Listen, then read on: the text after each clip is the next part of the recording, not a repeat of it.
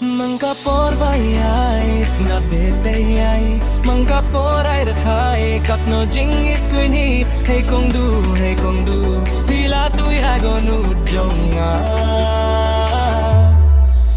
Mangkapor bayay, na bebeyay Mangkapor ay rakhay, kat no jingis kuini Hey kong du,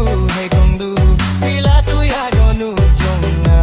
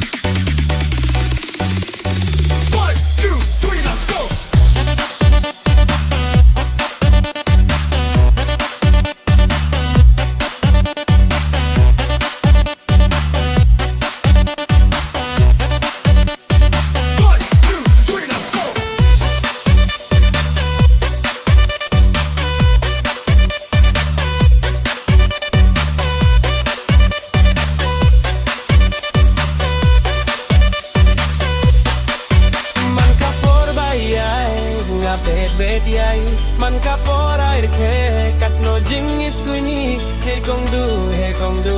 hila tu ya gonu jonga man kapor